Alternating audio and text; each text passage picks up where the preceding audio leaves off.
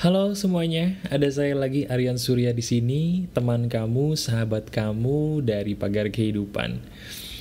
Saya selalu mendoakan kamu teman-teman, baik kamu penggemar Pagar Kehidupan atau mungkin baru tahu ya ada Pagar Kehidupan di YouTube. Saya doakan kamu, semoga kamu dalam keadaan yang selalu damai, bahagia, dan diberkahi oleh Tuhan dengan segala jenis petunjuk, agar kamu bisa menjadi manusia yang lebih bahagia dan bijaksana pastinya ya. Amin. Oke, kali ini saya sebagai sahabat kamu seperti biasa ingin menghiasi hidup kamu, menghiasi telinga kamu dengan 1, 2, 3 hal yang ada di pikiran saya yang insya Allah dengan izin Tuhan akan membuka cakrawala kamu dalam berpikir supaya kamu bisa menjadi manusia yang lebih beruntung pastinya ya. Amin. Kali ini kita akan membahas apa? Kali ini kita akan berdiskusi mengenai filosofi yin dan yang. Benar. Kalau saya mengatakan masalah yin dan yang, mungkin sebagian besar di antara kamu sudah tahu apa itu yin dan yang. Tapi bagi kamu yang belum tahu, saya akan menjelaskan secara singkat apa sih yang disebut dengan yin dan yang. Jadi begini teman-teman, sejak dahulu kala, sebenarnya dunia ini sudah dihuni oleh banyak sekali manusia-manusia bijaksana. Nah, manusia-manusia bijaksana ini dikirim Tuhan untuk membuat dunia ini menjadi lebih harmonis. Sayangnya, seiring dengan perkembangan zaman, manusia-manusia modern seperti saya, seperti kamu, itu sudah terkontaminasi dengan hal-hal yang terlalu logis. Hal-hal yang terlalu logis di dunia inilah yang kita pelajari di sekolah, yang membuat orang itu lebih percaya dengan 1+1 sama dengan 2, dibandingkan dengan hal-hal besar yang pastinya lebih banyak ada di sekitar kita. Kamu tidak percaya? Oke. Coba deh kamu pikir, bukankah Tuhan ini menciptakan kehidupan dengan segala jenis bentuk keadilannya? Nah, sekarang saya tanya ya. Bagi kamu yang sekarang mungkin sedang dirundung masalah, kamu pasti sekarang sedang berpikir bahwa masalah hidup kamu itu adalah kutukan, bukan? Kamu punya hutang, kamu anggap kutukan. Kamu dipecat sama bos, kamu anggap kutukan. Kamu diputusin pacar, kamu anggap kutukan. Kamu lagi sakit, kamu anggap kutukan. Semua masalah dalam hidup kamu, pasti pada awalnya kamu akan menganggap itu sebagai kutukan. Betul? Padahal sekarang coba saya tanya ya, tolong kamu jawab dalam hati baik-baik. Selain masalah yang kamu hadapi saat ini, dulu ya, pernah gak sih kamu menghadapi masalah? Kalau memang kamu hidup di dunia sama seperti saya, kamu pasti pernah menghadapi masalah bukan cuma kali ini. Betul apa enggak? Terus saya tanya lagi, kalau memang masalah kamu ada bukan hanya pada saat ini, alias dulu kamu pernah menghadapi masalah, kenapa baru saat ini kamu merenung, kemudian menganggap masalah kamu besar, apapun masalah kamu saat ini? Jawabannya adalah kamu lupa. Lupa apa?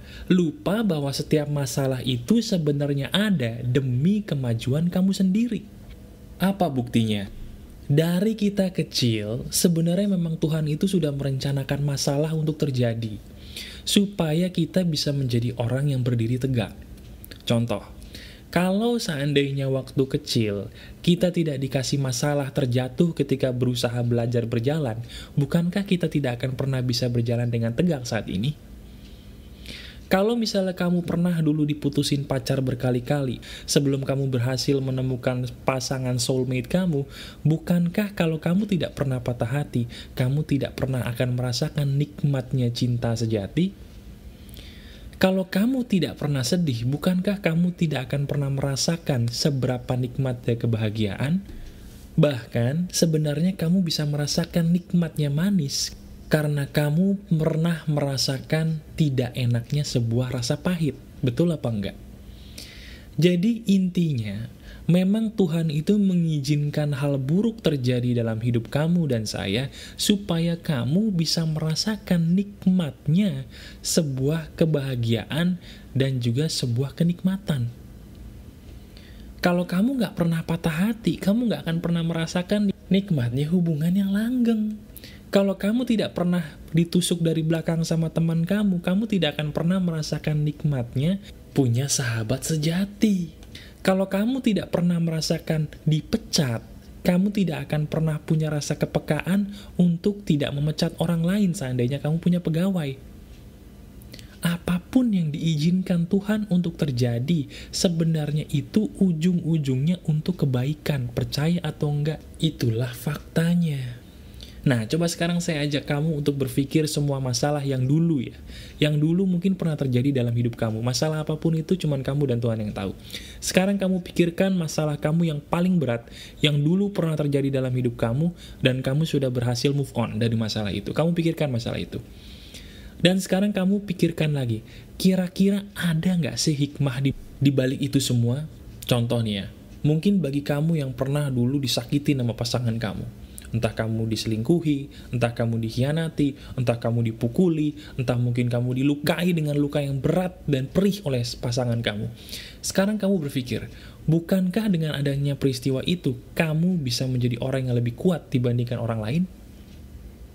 Contohnya saya sendiri. Saya pernah bercerita kepada kamu di salah satu video saya yang judulnya Doa yang Terkabul Tuhan. Ya, kamu bisa lihat video saya di Pagar Kehidupan yang lalu. Di situ saya menceritakan bahwa saya pernah punya masa lalu yang kelam, di mana saya pada waktu SMP dibully habis-habisan sampai saya tertekan. Tapi saya bersyukur, kalau pada waktu itu saya tidak dibully, tidak merasa tertekan waktu SMP, saya tidak akan bisa menjadi orang seperti sekarang ini, teman-teman. Saya tidak pernah bisa memiliki banyak penggemar di Pagar Kehidupan yang bisa saya tolong seperti sekarang ini, seandainya dulu saya tidak dibully. Itu contohnya.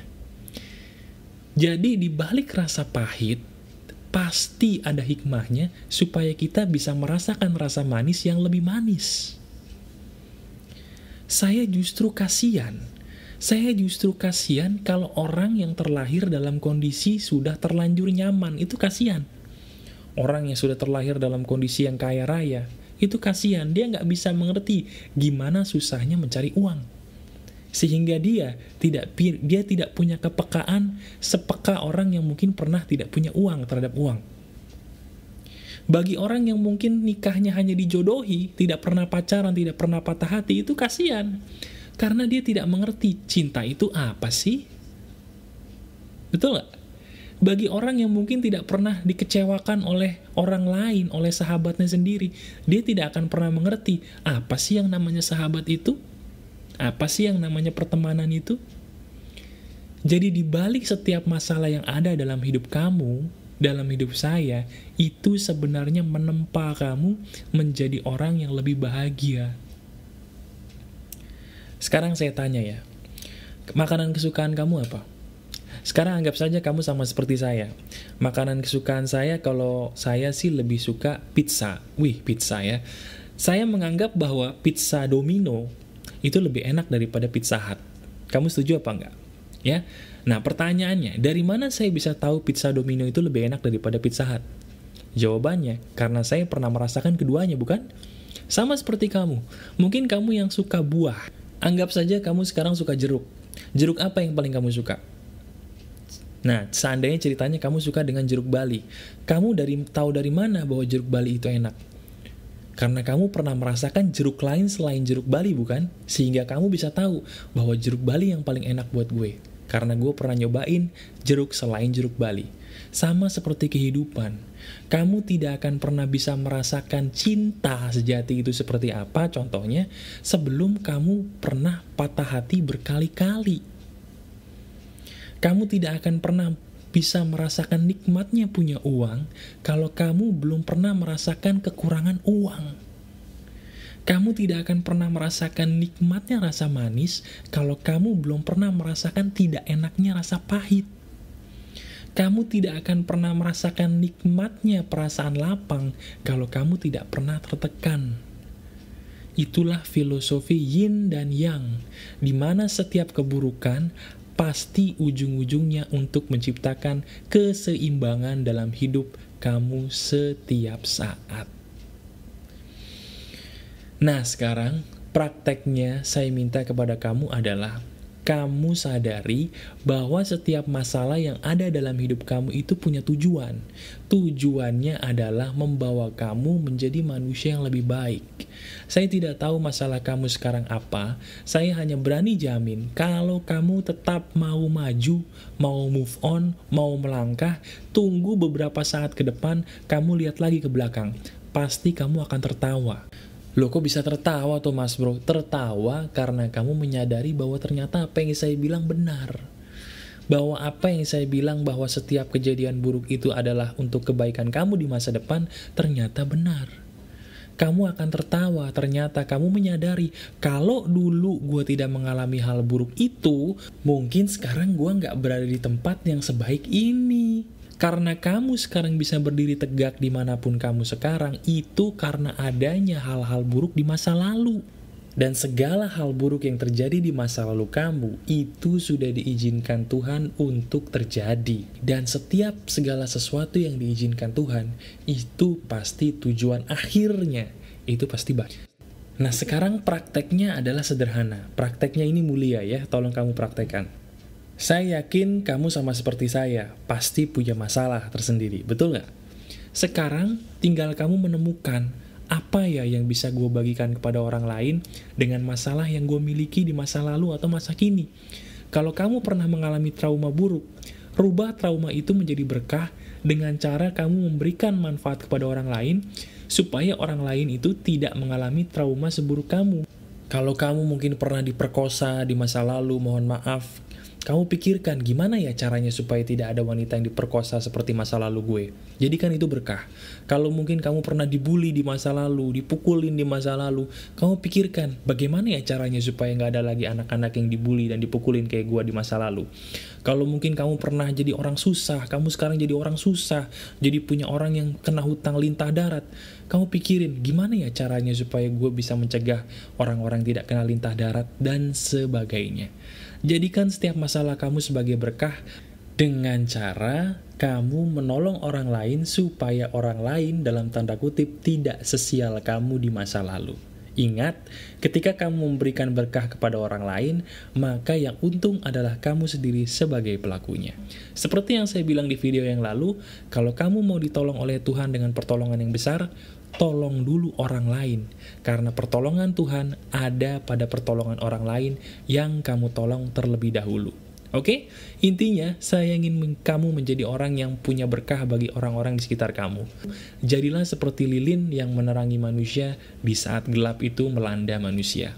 Oke? Selamat praktek dan jadilah manusia yang bijaksana di dalam menjalani kehidupan kamu sehari-hari. Saya Aryan Surya dari Pagar Kehidupan. Keep spirit, keep sharing, and keep loving. Bye-bye.